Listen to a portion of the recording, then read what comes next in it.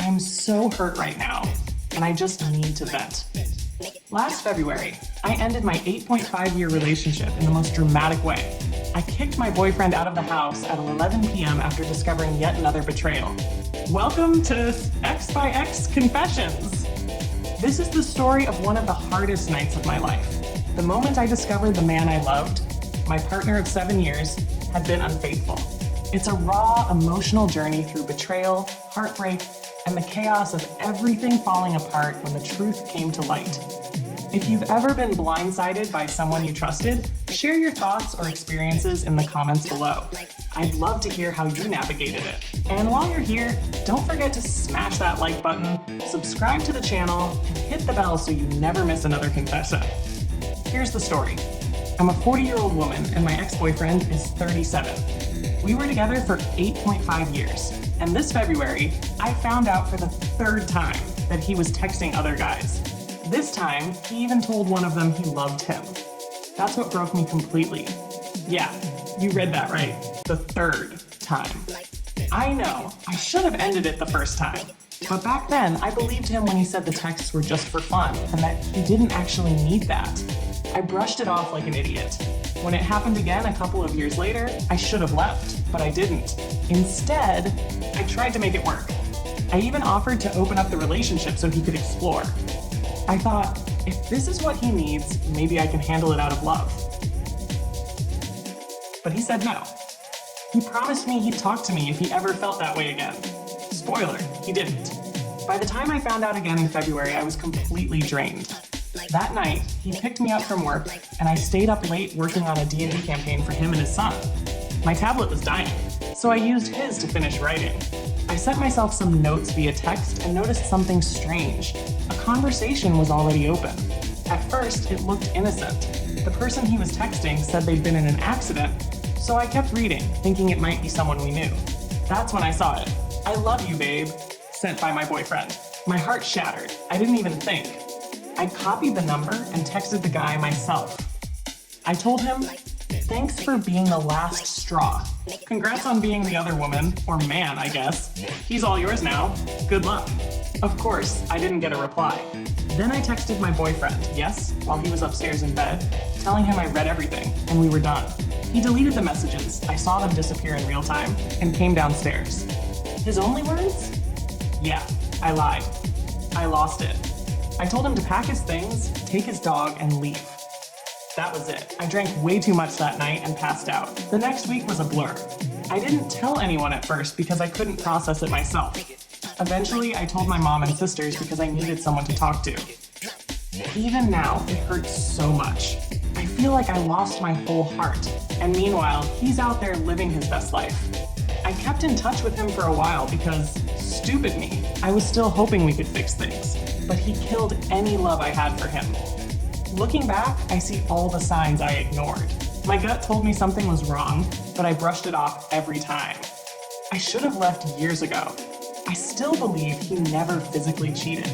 He was ashamed of who he was, and I get it. Being a big, tough construction worker and having those feelings must have been hard for him. I don't care who someone loves or what they're into, but you have to be honest with the person you claim to love. Now I keep wondering, was I too harsh? Should I have handled it differently? I'll never know for sure. But writing this down helps, and maybe it'll help someone else. If you're going through something similar, you're not alone. Update. A little clarity, a lot of pain. It's been a while since I shared my story, and I thought I'd give an update. Writing that post helped me clear my head, but the aftermath has been complicated. First, I'll admit something. After I kicked him out, I felt relief at first, like I finally stood up for myself. But then the sadness hit me like a ton of bricks. 7 years of my life, gone. 7 years of love, trust, or what I thought was trust, and shared moments, all just ripped away. I thought cutting him off completely would help me heal faster, but I didn't stick to it. A few weeks after the breakup, he reached out to me, trying to explain himself. It wasn't some grand apology or an attempt to win me back. It was more like he wanted to ease his guilt. He said, "You didn't deserve this, but I was figuring myself out. I didn't know how to tell you." It hurt to hear that. Like, how many years do you need to figure yourself out while dragging someone else through your mess? I wanted to scream at him, but instead I just said, "You've already said enough, just let me heal." Since then, I've tried to focus on myself, but the truth is, I'm struggling. I miss the good parts of him, how he could make me laugh until my sides hurt, or how he always knew how I liked my coffee. I even miss his dog, which is ridiculous, I know. But then I remember the betrayal, and it all comes rushing back. The hardest part is the self-doubt. I keep replaying everything in my head, wondering if I went overboard. Should I have handled it differently? Maybe I should have waited until after his son's trip to end things. Maybe I should have been more understanding. He was figuring out his identity after all.